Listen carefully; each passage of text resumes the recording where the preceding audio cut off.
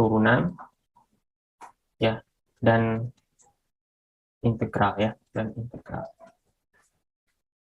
Ya, ini kan sebenarnya sudah sering teman-teman dengar ya, bahkan pernah dapat ya ketika SMA atau ketika alia pernah belajar turunan dan integral ya. Oke. Saya awali sedikit dulu nih dari saya berikan dulu sedikit pengantar ya, sehingga nanti kita akan belajar apa itu turunan ya, dan apa itu integral ya. Pengantar dulu gini. Pertanyaannya pertama kan apa itu turunan? Apa itu turunan? Atau diferensial ya. Turunan atau bahasa lainnya adalah diferensial. Ya, nah, kayak gitu ya. Nah, teman-teman kan sebenarnya sudah pernah ya, misal contoh gini. Contoh gini teman-teman. Kalau ada persamaan Y sama dengan misalnya 2X plus 3 misalnya. Nah, teman-teman kan tahu ya turunannya. Ini ada yang tahu apa turunannya ini? Ada yang tahu? Halo? Ini turunannya berapa? 2. 2 ya? 2, Pak. Benar, 2. 2, Pak. Atau kalau misalnya ada persamaan Y sama dengan 2S kuadrat plus 3 misalnya. Nah, kalau ini turunannya apa? 4X. 4X. Nah, gitu ya, 4X.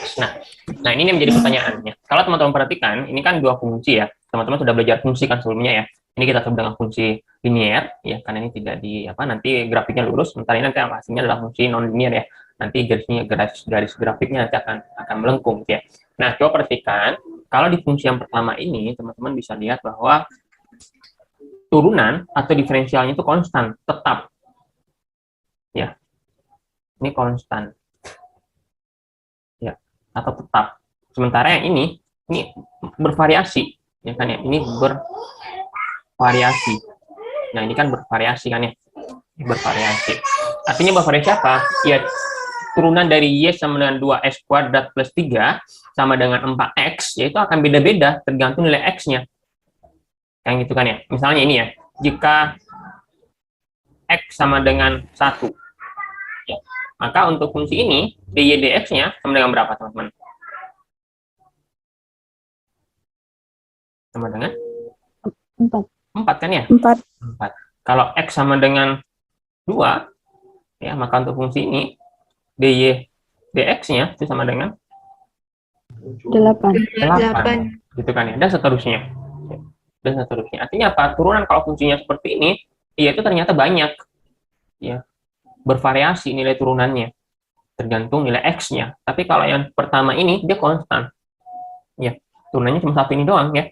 Tidak tergantung pada nilai-nilai X. Nah, ini akan kita pelajari ya. Kenapa kemudian ada fungsi yang turunannya seperti ini? Kenapa ada fungsi yang turunannya kemudian bervariasi? Ya. Nah, contoh kemarin misalnya, kita pernah membahas kan ya, ketika kita membahas fungsi misalnya, sublimasi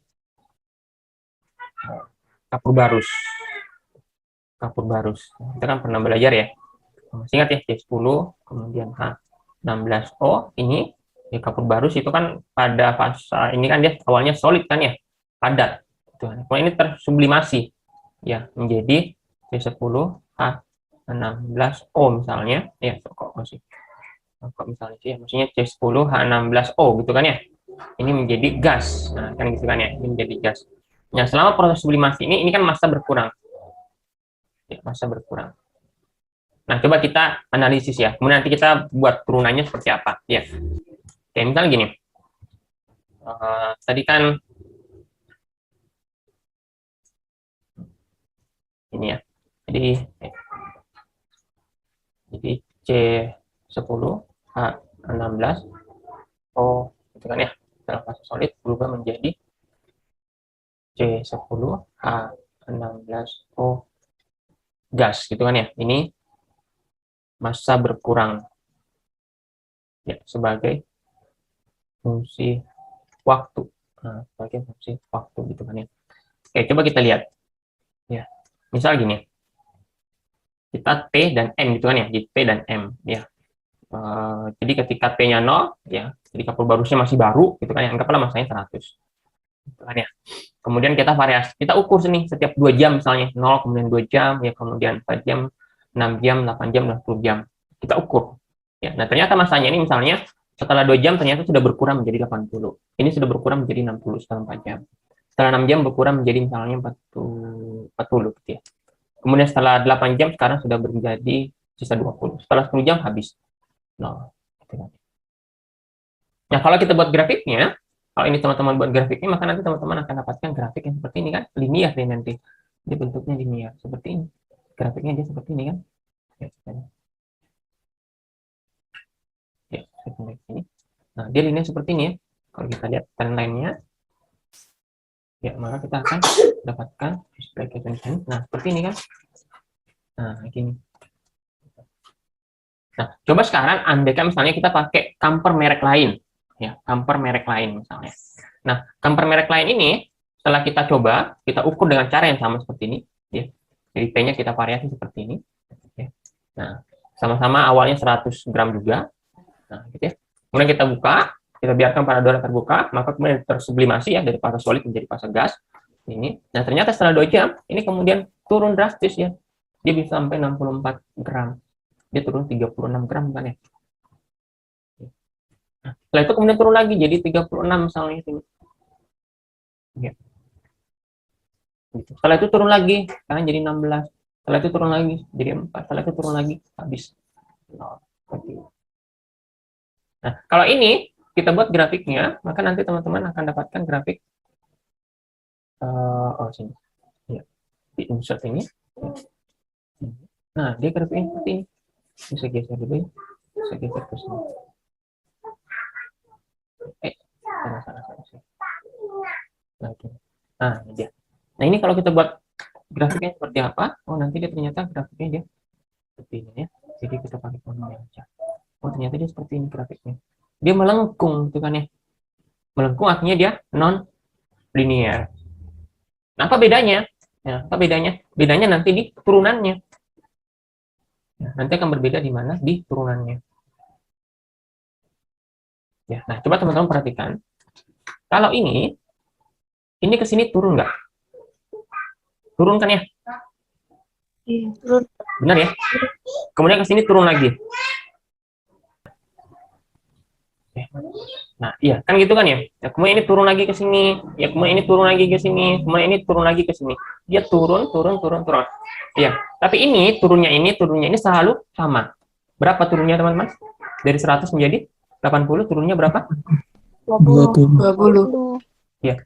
Dari 80 ke 60 turunnya berapa? 20. 20 lagi. Begitu seterusnya. Ini juga turunnya 20. Ini juga turunnya 20. Ini juga turunnya 20. Gitu kan ya? Nah, coba sekarang kita bandingkan ini. Coba kita bandingkan dengan ini.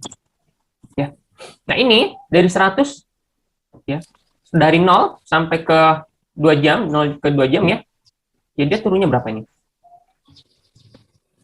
36, Pak. 36. Turunnya 36. Kemudian dari sini ke sini turunnya berapa nih? 28. 28. Kalau sini? 20. 20. Ya, kemudian ke sini turun berapa? 12. 12. Kemudian ke sini turun lagi kan ya? Iya, 4 ya. Nah, beda kan? Ya, ini turunnya tetap ini selalu 20, tiap 2 jam turun 20, tiap 2 jam turun 20 dia. Kalau ini tiap 2 jam turunnya beda-beda. Awalnya 36, ya banyak ya. Kemudian 28 turun lebih sedikit, kemudian turun lagi di 2 jam ketiga tapi lebih sedikit, cuma 20, dari 8 jadi 20. Kemudian di 2 jam selanjutnya turun lagi tapi cuma turun 12. Di sini juga turun 4. Nah, artinya apa? Ini turunannya bervariasi. Sementara ini turunnya konstan. Apa yang membedakan fungsinya? Ya, teman-teman bisa lihat, ini adalah astagfirullah, ini udah direkam ya, ternyata lupa direkam. Oke. Apa yang membedakan fungsinya kan ya? Teman-teman bisa lihat ini fungsi linear. Kalau ini fungsi apa? Ini fungsi non linear. linear. Ya. Jadi kalau fungsi non linear, turunannya ya dia turun itu turunannya itu bervariasi tergantung di posisi mana. Kalau di 2 jam pertama di sini contoh ya, 2 jam pertama turunnya banyak. Di 2 jam terakhir turunannya kecil. Kalau ini 2 jam pertama turunannya 20, 2 jam terakhir turunannya sama, 20. Artinya di sini itu tidak tergantung di posisi manapun turunannya selalu sama. Tapi di sini sangat-sangat tergantung ya. Jadi turunan itu ya kalau kita definisikan sekarang ya, turunan adalah nilai kemiringan. Ya, nilai kemiringan suatu kurva yang nilainya bervariasi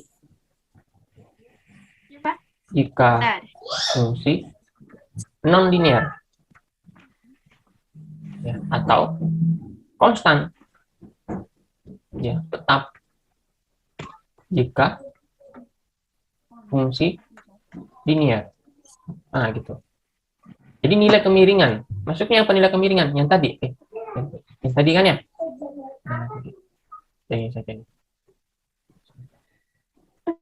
Nah, yang ini tadi kan ya? Ini kan kemiringan, miring. Ini juga miring. Ya, nilai kemiringan grafik ini, nilai kemiringan grafik ya, yang bergantung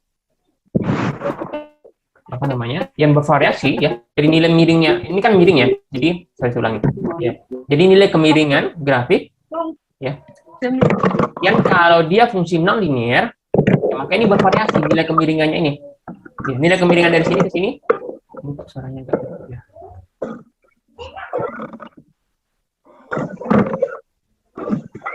Ya dia limit dulu ya kalau ini ya. Oke, ulangin deh teman-teman. Jadi nilai kemiringan ya, nilai kemiringan dari suatu kurva.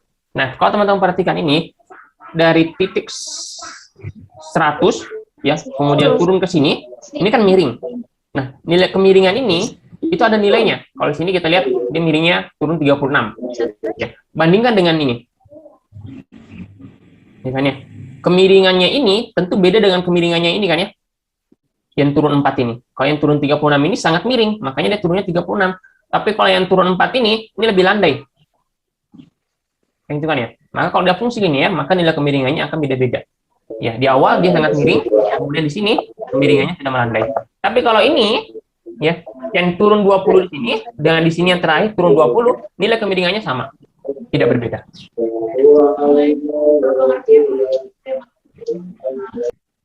Teman-teman kalau tidak sudah menyampaikan sesuatu di mute dulu ya, dia tidak suaranya tidak ikut masuk.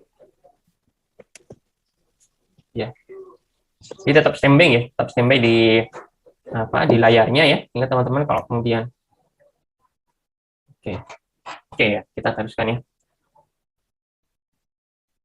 Sekarang saya balik lagi ke,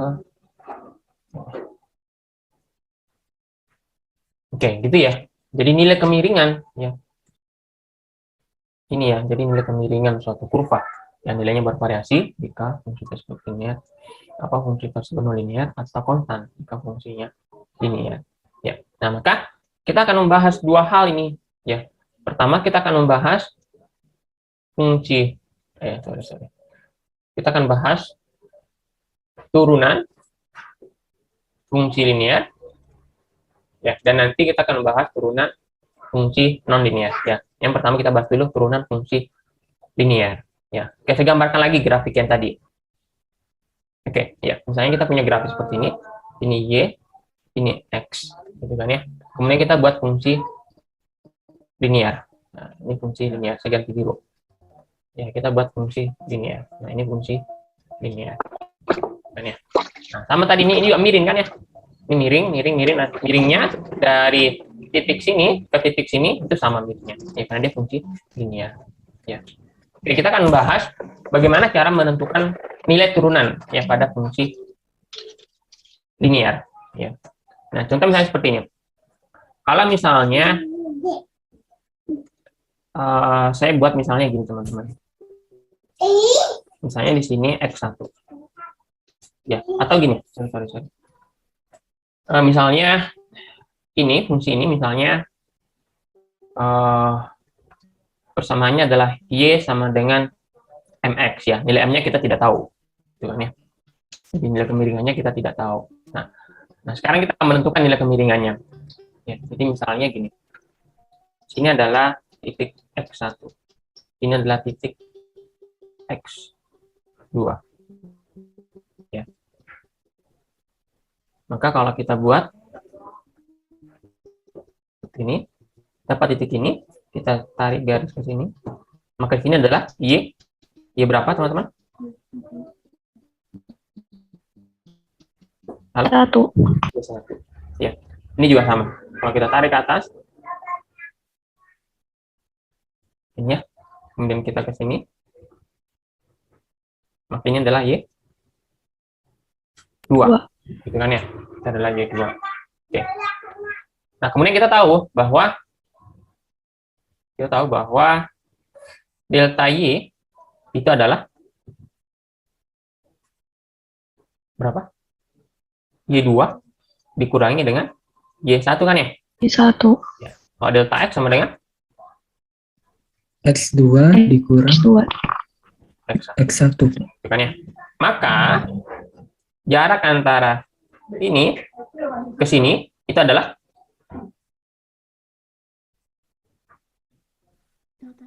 berapa? X2 dikurang X1. X2 kurang 1 atau delta X kan ya? Delta X. Oke, Iya. delta X. Ya. Atau kalau saya mau tulis sebenarnya bisa tulis seperti ini kan ya? X2 itu sama dengan delta X plus, atau salah balik. X1 plus delta X. Nah, gitu kan ya? X1 plus delta X itu X2. Yang itu kan ya? Oke, nah, teman-teman tentu masih ingat ya, ketika dulu di SMA, ya, pernah belajar bahwa kalau kita ingin menentukan kemiringan suatu kurva, ada yang ingat rumusnya? Kemiringan suatu kurva gimana caranya menentukan nilai M, gradien. Nah, bahasa lainnya kan gradien. Ada yang ingat? Delta Y per delta X. Ya. Delta Y per delta X. Gitu kan ya? Oke, kita coba. Delta Y per delta X itu kan berarti Y2 dikurangi Y1. Delta X-nya X2 dikurangi X1 kan ya? Benar ya? Oke? Ini geser dulu. Nah, gini ya, biar ada space-nya banyak. Oke, Y2 kalau kita masukkan di sini, ya, Y2 itu berarti Y2 sama dengan M X2 kan ya? Benar nggak? Ya. Ya. Atau X2-nya, kalau kita ganti berarti kan X1 plus delta X kan ya? Nah, gitu kan ya? Maka Y2 ini bisa kita ganti nih berarti menjadi M dalam kurung X1 plus delta X dikurangi dengan Y1 kan gitu kan ya? Dibagi dengan X2 kita ganti lagi nih X2-nya menjadi X1 plus delta X. Ya, di sini kan ya. Dikurangi dengan apa? Ini kan ya? X1. Kayak gitu ya. Coba kita selesaikan. M X1 atau langsung saja ya. M X1 plus M delta X. Itu kan ya?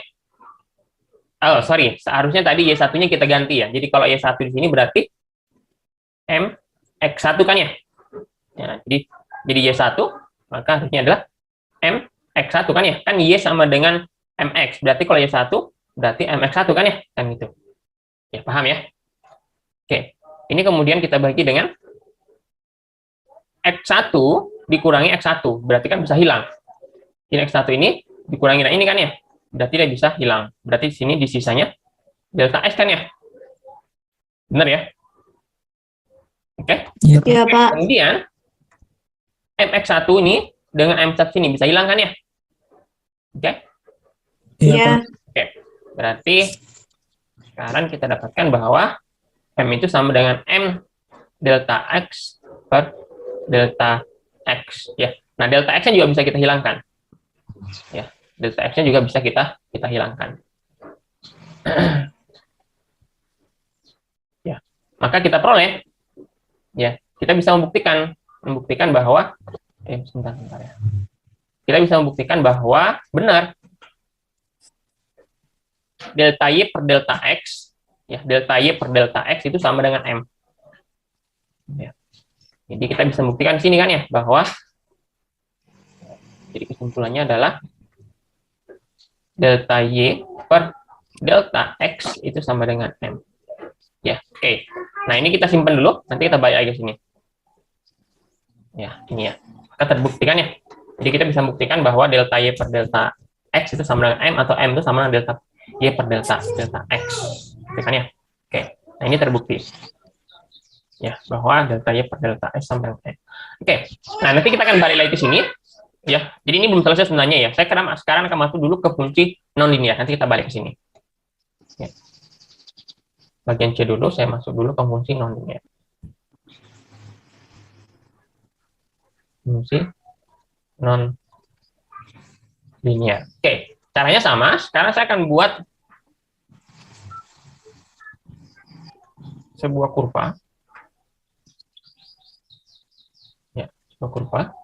Ya, kemudian di kurva ini saya akan buat apa namanya? Garis melengkung ya, atau fungsi non-linear. Bentar, saya gambarnya yang bagus. Oke, ini. Ya, anggaplah ini misalnya adalah Y sama dengan MX kuadrat. Nah, ini Y sama dengan MX kuadrat. Ya, MX kuadrat. Jadi di sini adalah X ya, di sini Y. Ini Y. Nah, sekarang misalnya sini X1, di sini X2, maka di sini adalah Y1 dan di sini adalah Y2 ya. Maka di sini jarak di sini adalah delta X. Gitu kan ya. Maka dengan cara yang sama tadi kita bisa buat ini Y1 sama dengan MX1 kuadrat, Y2 MX2 kuadrat, gitu kan ya. X1 sama dengan X1, tetap ya. Kemudian X2 sama dengan X1 plus delta X. Gitu ya. Oke, nah sekarang delta Y per delta X, teman-teman tahu ya, itu adalah Y2 dikurangi dengan Y1 per X2 dikurangi dengan X1. Ya kan ya? Di mana Y2 ini MX kuadrat. MX2 kuadrat. X2-nya kita ganti dengan X1 plus delta X kuadrat. Dikurangi dengan Y1, di mana Y1 adalah MX1 kuadrat. Itu kan ya. Kemudian ini kita bagi dengan X2, di mana X2 adalah X1 plus delta X. Itu kan ya. Dikurangi dengan X1. Oke. Nah, sekarang kita kerjakan ini. Ini. Ya. M kali X1 plus delta X kuadrat. Oh, berarti kita selesaikan dulu nih. X1 plus delta X kuadrat ini. Kalau ini kita selesaikan apa? Ada yang tahu? X1 kuadrat plus 2X X1 delta X. Delta X ya. Iya, Plus Pak. Delta X kuadrat. Iya, delta X kuadrat. Ya. Dikurangi dengan MX1 kuadrat. Kan itu ya. Nah, ini. Nah, ini bisa kita sederhanakan yang satunya ini ya. Yang bawahnya ini. Oh, ini. Ya, yang ini coret nih. Karena ini kan dikurangi kan ya. Berarti kan sisa delta X-nya. Sisa delta X-nya. Maka, kalau kita teruskan ini, kita akan dapatkan seperti ini. M X1 kuadrat plus 2, atau langsung dulu M-nya dulu. M 2 kali X1 delta X plus delta X kuadrat, gitu kan ya. Dikurangi dengan MX1 kuadrat. Dibagi dengan delta X. Ya, maka kita akan dapatkan, yang ini bisa kita coret nih, ini dengan ini. Nah, gitu ya. Kemudian delta X-nya ini dicoret 1, ini juga, atau bentar nanti. Oke, kita tulis dulu ya. Berarti kan sisa M2X1 delta X kan ya? Berarti M2X1 delta X-nya saya taruh di luar nanti. Ini delta X satu saja. Saya taruh di sini delta X per delta X. Nah, sama kan ya? Jadi M2X1 delta X-nya di sini di luar kurung ya, plus delta X. Kalau sini kuadrat, sini sisa 1 karena satunya lagi ada di sini kan ya. Oke, baru kemudian bisa kita coretkan ya. Dicoret nih, dicoret. Maka sisanya apa? Sisanya ya M2X1 plus delta X. Yang itu kan ya. Nah, di sini teman-teman bisa lihat, oh ternyata pada kurva non-linear, nilai delta Y per delta X-nya, atau nilai kemiringannya itu tidak sama dengan nilai M. Ya. Ini tidak sama dengan nilai M. M 2 kali X1 plus delta X-nya. Kalau yang tadi kan simpel kan ya, delta Y per delta X-nya langsung M. Sama dengan nilai M. Kalau dia linear, tapi kalau dia non-linear seperti ini, oh ternyata nggak sama gitu kan ya. Adanya ini, delta Y per delta X sama dengan 2 kali X1 plus delta X. Gitu kan ya. Nah, maka kemudian muncullah nanti konsep diferensial. Jadi, idenya adalah penyederhanaan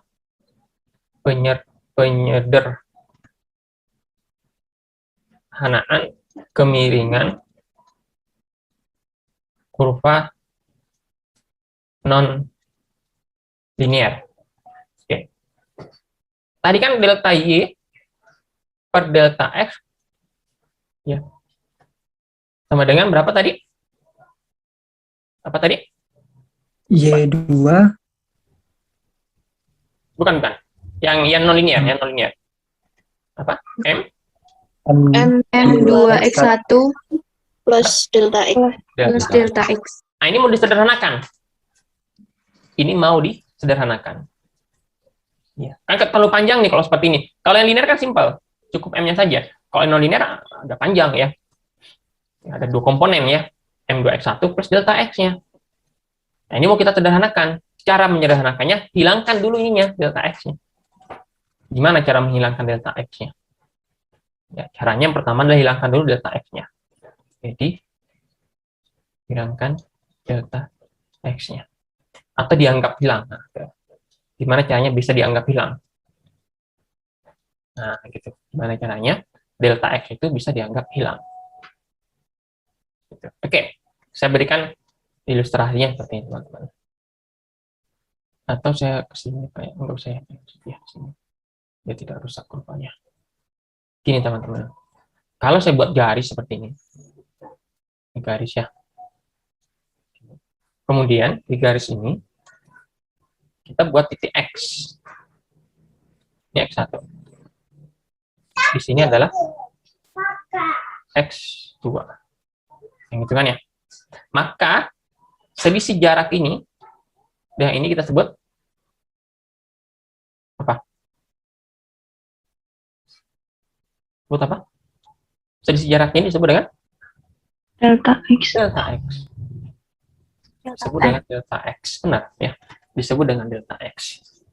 Bagaimana caranya delta X bisa 0? Atau dianggap 0? Caranya? Caranya adalah geser ini. Geser seperti ini kan? Kalau seperti ini, delta X-nya berapa? 0. 0. Delta X-nya 0. Ya. Nah, jadi idenya dari sini. Untuk menghilangkan delta X, maka geser ini. Sampai di titik mana kita menggesernya? Ya. Jadi geser. Bentar, saya ganti biru. Ya. Jadi idenya adalah ini digeser ke sini, geser sini. Ya. Digeser. Sampai ya, delta X-nya limit, pernah belajar limit ya? Mendekati 0. Jadi sebenarnya tidak bertumpukan beneran. Tidak bertumpukan, tapi limit mendekati 0, hampir 0. Nah, gitu ya. Jadi delta X itu hampir 0, limit mendekati 0. Karena limit mendekati 0, maka dianggap 0. Gitu, teman-teman. Dianggap 0. Nah, ketika delta X limit mendekati 0, maka simbolnya diubah. Simbolnya menjadi dx. Nah, gitu. Jadi delta X limit mendekati 0 itu sama dengan dx. Kalau ini namanya delta, skalanya panjang, tapi kalau skalanya limit mendekati 0, kita sebut dengan d. Nih, dx. Gitu, teman-teman. Sama dengan y. Kalau kita buat garis y seperti ini, garis y seperti ini, ya. Kemudian kita buat juga titik gitu ya. Titik seperti ini, ya. Kemudian kita geser, ya, ini kita geser seperti ini. Ya. Sampai ya, ini digeser. Ya. Sampai nanti delta y limit mendekati 0. Maka delta y yang limit mendekati 0 itu kita ganti dengan dy. Gitu. Nah, balik ke kasus ini. Kalau sekarang X2-nya, ya, X2 ini, saya geser ke sini. Y2-nya geser nggak? Geser. Geser juga kan? Ya, dia akan geser juga. Karena geser limit mendekati 0, ya. Jadi ini kita geser ini. Ini kita geser di sini, ya. Sampai nanti delta X-nya limit mendekati 0 atau kita simbol jadi dx, dan y-nya ini kita geser juga, ya. Sampai nanti delta y-nya limit mendekati 0 atau kita sebut dy, gitu kan ya. Maka simbol ini berubah, delta y ini berubah menjadi dy per dx. Nah, kalau sudah dy per dx, maka kita tulis di sini M2x. Delta x-nya hilang, x1-nya karena x ini sudah mepet, x1 sama dengan x2. Berarti tidak ada lagi x1, tidak ada lagi x2, tapi sudah menjadi x.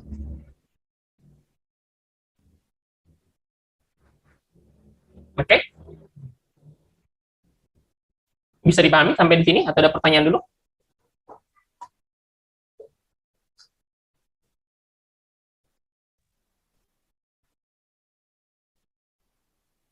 Oke? Oke, sebelum ada pertanyaan ya. Nah, sekarang kita lihat yang linear. Delta Y per delta X. Apakah ini bisa dilakukan cara yang sama? Jawabannya bisa. Ini, apakah bisa digeser ke sini? Bisa. Bisa. Ya, boleh saja. Ya, maka ini kalau kita geser, ini kita geser. Ya. Sampai delta X-nya limit mendekati 0 atau ini menjadi dx, dan ini juga kita geser ke sini, ya, sampai delta y-nya limit mendekati 0 atau simbol dy, maka ini juga kemudian berubah menjadi dy per dx sama dengan m. Gitu.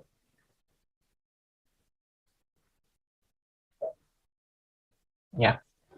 Dan tidak lain, dy per dx adalah turunannya.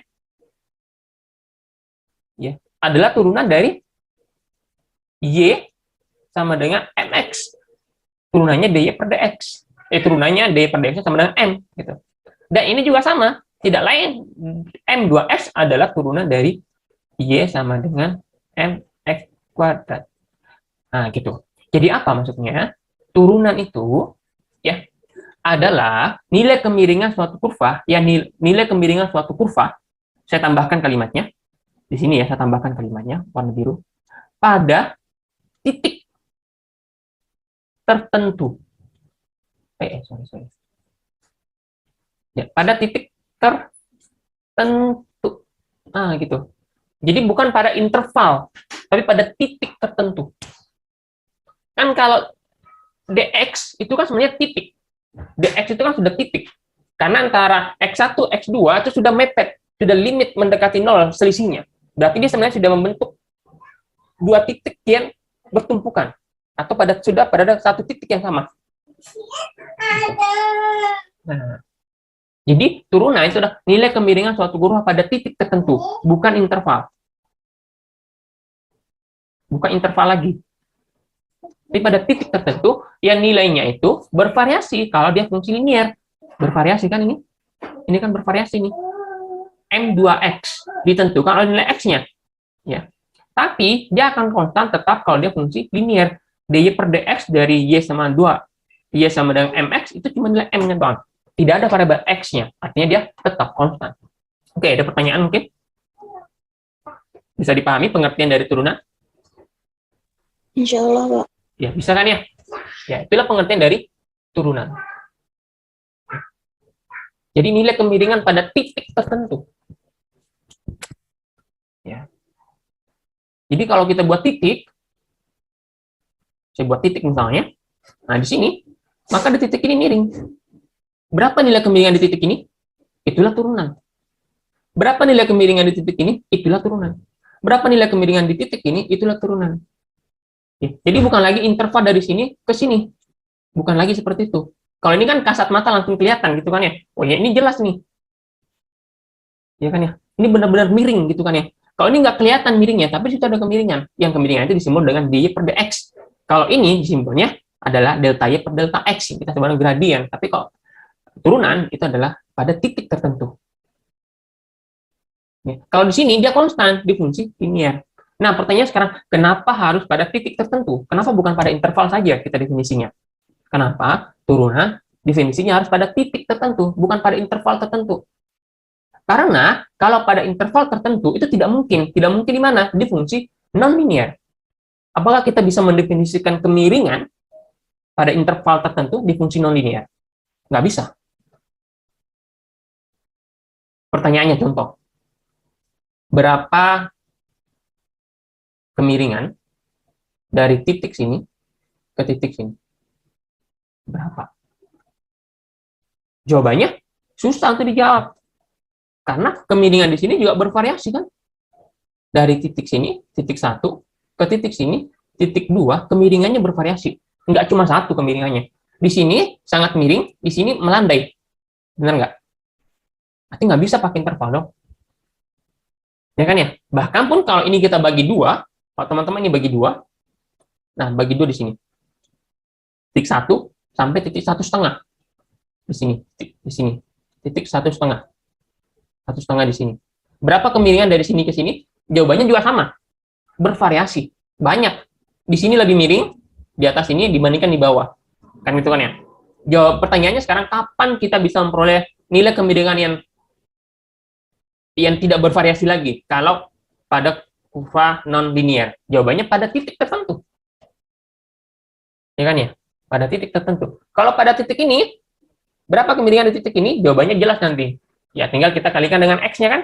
Misalnya ini, anggaplah misalnya ini X-nya 2. Kalau misalnya sini X-nya 2, sini X-nya 2 misalnya ya. Atau sini 2, sini 2 misalnya. Kemiringannya ini berarti Y-nya sama dengan 4X. Ya, yang kayak tadi nih, saya contohkan di awal tadi nih, ini. Nah, ini. Ya, kalau misalnya seperti ini, maka nanti tergantung nilai X-nya. Ya, jadi harus pada titik tertentu. Nggak bisa pada interval tertentu. Kalau turunan ya. Kemiringan turunan harus pada titik tertentu. Di mana titik tertentu itu, delta Y-nya, delta X-nya, semua limit mendekati 0. Karena sudah limit mendekati 0, maka deltanya kita ubah menjadi D. Ya, maka muncullah dy per dx. Jadi, delta X per delta Y, delta X per delta Y, sebenarnya sama dengan dy per dx. Nah, cuma kalau delta itu interval. Tapi kalau D itu hanya sebatas titik. Karena selisihnya, intervalnya, sudah limit mendekati 0.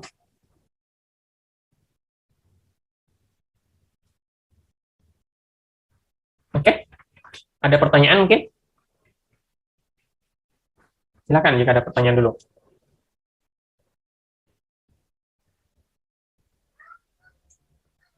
Oke, sambil menunggu.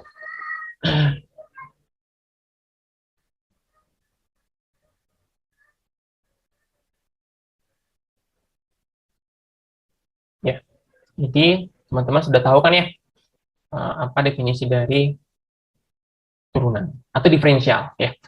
Kenapa disebut turunan? Ya karena dia miring kan ya. Kalau miring kan pasti dia turun kan, turun. Ya, maka namanya turunan. Ya, atau kalau di bahasa bahasa ilmiahnya, bahasa matematika diferensial. Dan kalau kita biasanya di Indonesia kita nyebutnya turunan. Ya, karena memang aslinya turun. Ya karena kan kemiringan. Gitu. Ya. Nah, setiap fungsi itu pasti ada turunannya. Dan turunan nanti itulah kemudian bisa kita olah. Ya, kayak misalnya tadi ini ya. Ini massa, ini apa? T, waktu, ya. Dia punya kemiringan. Nah, ini nanti bisa kita olah. Ya, nanti bisa ada gunanya nanti. Nanti kita akan lihat di aplikasinya ya. Bagaimana cara mengaplikasikan turunan pada kimia ya di pertemuan selanjutnya. Kita akan bahas di situ. Ya, aplikasi dari turunan pada kasus-kasus kimia. Apa maknanya? Makna nilai turunan atau makna nilai kemiringan tadi itu maknanya apa untuk kimia? Ya, oke. Nah, teman-teman kan sudah pernah belajar sih sebenarnya tentang turunan ya. Ya. Jadi sekarang saya akan coba tuliskan ya beberapa aturan turunan. Ya. Aturan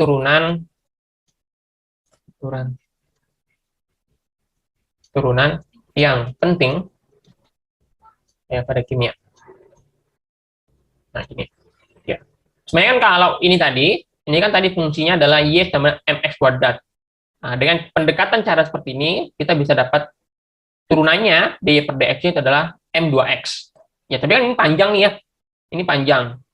Ya, kalau misalnya nanti fungsinya diubah, ya misalnya fungsinya diubah menjadi misalnya menjadi apa ya? Y sama dengan sinus X. Nah, kalau seperti ini, nah nanti kita bikin lagi kayak gini. Nah, tapi ada lebih panjang lagi. Ya, maka cukup kita hafal saja sebenarnya ya. Kalau Y sama dengan 2mx, ya, Y sama dengan 2mx seperti ini, maka kita hafal saja. Nanti turunannya jadinya ini. Ya, nanti turunannya jadi ini. M2x. Dan itu ada polanya. Karena ada polanya, maka muncullah aturan turunan. Jadi tidak perlu kemudian kita di proof ya seperti ini, dibuat alurnya seperti ini ya, kita nggak perlu seperti ini repot-repot buat seperti ini ya, cukup kita lihat polanya dan setelah ketemu polanya kita buat aturannya dan itu cukup dihafal sebenarnya ya, atau diingat-ingat saja ya agar kemudian tidak repot gitu kan ya, tiap kali mau ada mencari turunan harus bikin kayak gini dulu kan, kelamaan nanti prosesnya, maka cukup kita hafal ya. Nah, ada beberapa misalnya tadi ya, ini yang dasar nih, Y sama dengan AX. Oke, kalau seperti ini dy per dx-nya apa, teman-teman? Dan ingat? Apa? A, ya. Itu adalah A. Ya. Kalau Y sama dengan A pangkat X pangkat A pangkat AX pangkat maksudnya. AX pangkat N? N kali A. dy per dx-nya sama dengan N Kali A. kali A, terus X. X. Sudah? N min N kurang 1. Iya, N minus 1. Nah, gitu kan ya. Nah, itu kan harus dihafal ya. Ya. Di mana A ini ya? Kalau di sini ya. Jadi di mana A ya. Itu pasti lebih besar dari 0 ya. Nggak mungkin 0. Ya, ini sama juga ya. Ini juga di mana A pasti lebih besar dari 0. Nggak mungkin 0 kan A-nya. Jadi bisa 1, bisa 2, bisa 0. Ya, atau bisa minus bahkan ya. Oh, sorry. Bukan lebih besar dari 0 ya. Itu maksudnya di mana A bukan 0 maksudnya. Sorry. Di sini juga sama. Di mana A bukan 0. Ya. Oke. Kemudian kalau yang sinus itu nggak dipakai di kimia, sinus itu nggak kepake di kimia. Yang sering lagi turunan di kimia itu adalah ini. Oh ya, ini. Misalnya ada fungsi Y sama dengan, kalau ini biasanya disimbol kayak gini. UX plus GX. Nah, kalau ini gimana caranya, teman-teman? Kalau ini kan gampang ya, tinggal cari turunannya. Biasanya kalau di sini biasanya simbolnya turunan itu kadang simbol ini misalnya Y, kadang simbol Y aksen ya. Jadi kadang simbol, tapi tidak ilmiah ya, ini tidak ilmiah. Cuma kalau mau ditulis DY per DS kan apa namanya kelamaan ya, sehingga simpelnya adalah tulis Y aksen ya. Jadi DY per DX sama dengan Y aksen ya. Kalau kita mau simbol ya, simbol ya. Jadi boleh. Nah sama kayak itu, ini teman seperti ini. Kalau penjumlahan fungsi seperti ini, U aksen X, biasanya bukan G ya, biasanya V ya. Kalau sama dulu itu biasanya V ya. Aksen X. Nah, kalau ini coba kalau ini Y sama dengan US dikali PX, turunannya gimana?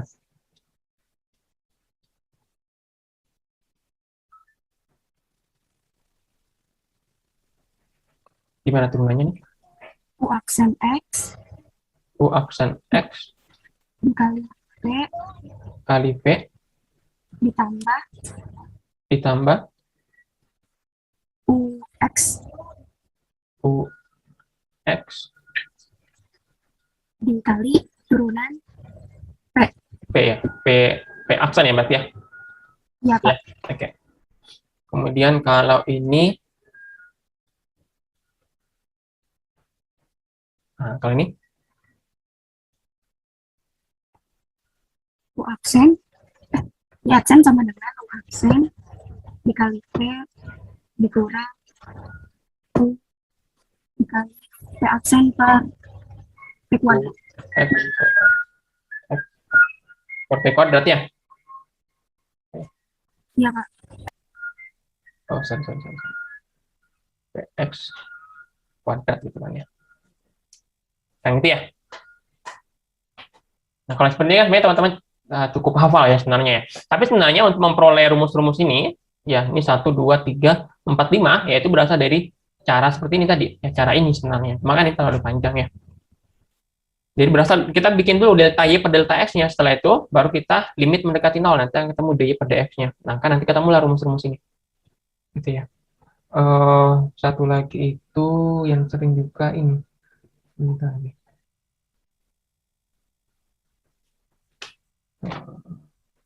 Yang sering, nggak diatur integral nanti. Oke, nah ini yang nanti perlu teman-teman hafal nih. Ini ada 5 bentuk turunan yang nanti akan sering kita pakai di kimia, dan bagaimana aplikasinya itu nanti akan kita bahas di pertemuan selanjutnya ya, di pertemuan yang ke depan insya Allah kita akan bahas bagaimana cara menggunakan turunan pada kimia.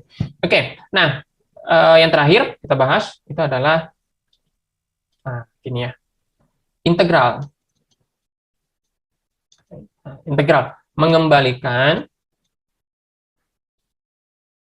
turunan, hasil turunan ke fungsi asalnya.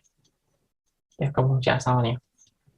Ya. Misal tadi di awal kita bahas ini kan ya, Y sama dengan 2X plus 3. Ya, ini. Y sama dengan 2X plus 3. Ya. Kalau kita buat turunannya, DY per DX 2X pangkat 2 tadi ya.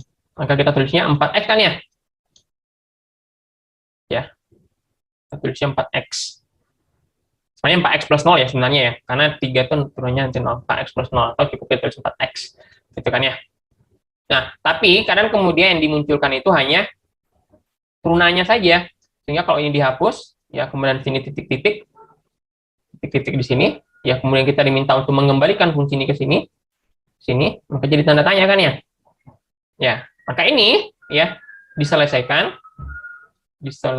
menggunakan integral. Ya, menggunakan integral lah kayak gitu kan ya. Nah, diselesaikan menggunakan integral. Ya. Maka kalau kita integralkan fungsi ini ya, kalau kita integralkan fungsi ini ya. Jadi kita tulis ini dy sama dengan 4x dx. Ya, ini kita integralkan. Ya, integral itu simbolnya ini ya. Ini juga kita integralkan. Ya, maka integral dari dy kalau kita integralkan jadinya y. Ya. Sementara 4x ya, kalau kita integralkan Ya, jadinya 2x kuadrat tadi kan ya. Nah, cuma kan tadi ada plus 3 ya. Nah, plus 3-nya kan nggak kelihatan di sini. Di 4x ini nggak kelihatan asal-muasalnya dan yang muncul, maka biasanya langsung di sini adalah plus C. Ya. Konstanta yang tidak kita ketahui nilainya. Ya. Jadi konstanta yang tidak kita ketahui nilainya. Karena tadi di sini kan ada 2x kuadrat plus 3 kan ya. Tadi kan di sini sebenarnya 2x kuadrat plus 3. 3-nya ini, ya, kalau hanya 4x dx sini, tidak akan ketahuan, tidak akan muncul. Karena kalau di sini mau 1, mau 2, mau 3, mau 4, bahkan mau 0 pun, ya turunannya tetap 4x.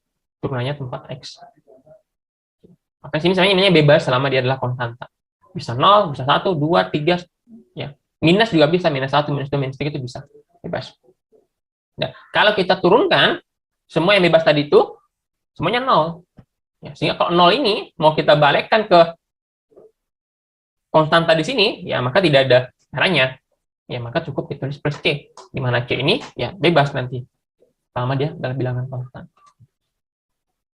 Oke. Nah, teman-teman juga kemudian tahu kan ya beberapa aturan turun integral yang nanti akan kita pakai di matematika atau di kuliah kita atau di kimia, ya aturan integral yang sering dipakai.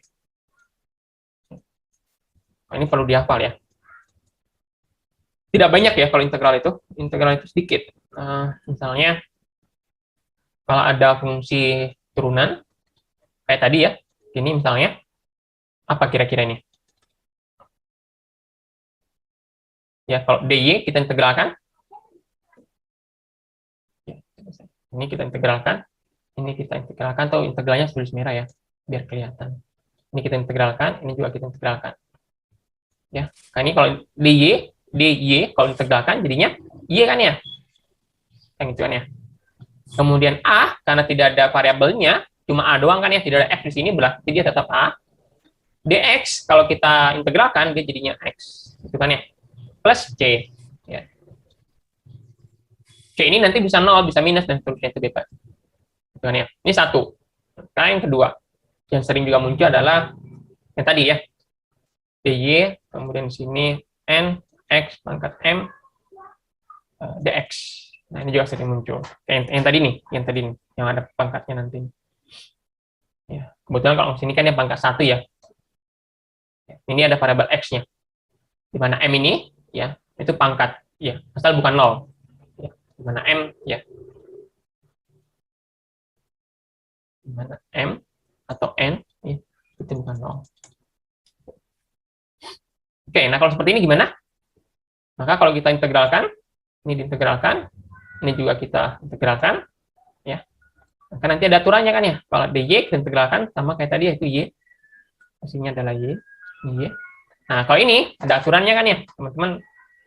N-nya tetap di sini, tapi nanti sini m plus 1 ya, m plus 1, ini x, kalau nanti m plus 1, gitu kan ya. Karena kalau turunan kan dikurangi, kalau integralnya ditambah. Ya. Baru kemudian plus c, gitu kan ya. Oke, ini 2. Jadi cuma ada 3 kalau yang sering. Adalah misalnya dy x dx. Nah, gini. Kalau nanti ini setelah kita integralkan ya, nanti bentuknya adalah logaritma. Nah, ini kalau kita integralkan ini juga sama, ini juga bisa kita integralkan ya. Nanti teman-teman akan dapatkan sini y, di sini ln ya. Ini ln x plus c. Jadi ingat-ingat nih, kalau variabelnya sebagai pembagi seper x ya, maka nanti dia adalah ln. Ya, kalau 2x berarti 2 ln x. Kalau seper x berarti 1 ln x gitu ya. Nah, itu yang dihafal-hafal saja. Nah, ini ada 3 ya. Ini 1, ini 2, ini 3, ini perlu dihafal ya. Nanti akan kita pakai. Kemudian tadi yang turunan ada 5 kan ya. Ini 1, ini 2, ini 3, kemudian 4 dan 5. Oke, sampai sini ada pertanyaan? Oh, waktunya udah habis ya. Oke, seperti itu ya. Gimana? Ada pertanyaan? Ada, Pak. Gimana? Di slide sebelumnya, Pak. Di slide sebelumnya. Di sini? Itu kan integral 4x cara dapetin 2x pangkat 2 tuh gimana Pak caranya Pak? Ya tadi nih, pakai Di- ini. Kok 4x ya tadi ya? Kalau bisa tolong jelasin Pak biar lebih paham. Ya, ya, ya, ya.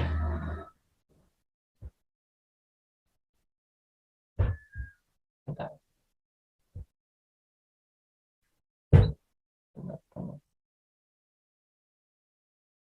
Oke, tadi itu kan rumusnya gimana kalau pakai itu? Berarti kan pakai yang ini kan ya?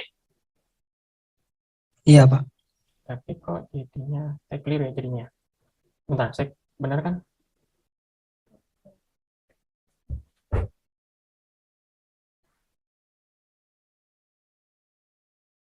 Benar kan ya? Oke, coba kita kerjakan. Berarti kan kalau kita pakai aturan ini, aturan integral tadi kan dy 4x. Ya, berarti y-nya adalah 4 per 1. Kan n-nya 1 kan ya? Atau gini deh. Berarti untuk ini, m-nya berapa nih? M-nya itu yang jadi pangkat ya. Kemudian sini n-nya. Berarti m-nya 1, n-nya 4 kan ya? Nah, ini kan ya? Oke. Oke, berarti kalau kita pakai rumusnya, n per m plus 1. Ya. 4 per m-nya 1 plus 1, gitu kan ya. Kemudian x-nya itu adalah m plus 1. Berarti kan 1 plus 1 plus c kan ya? Plus c, gini. Kan gitu. Ya, maka ini kan ya, 4 per 2 kan ya? X pangkat 2 plus C. Berarti apa ini? 4 per 2, 2. Plus C. Sama kan ya? Gitu. Sebenarnya kalau teman-teman sudah terbiasa, itu tidak lagi harus melihat rumus kan ya? Tidak harus melihat aturan ini kan ya? Sudah terbiasa membuat integral. Oke, bisa dipahami ya? Bisa Pak. Bisa. Oke, ada pertanyaan lagi?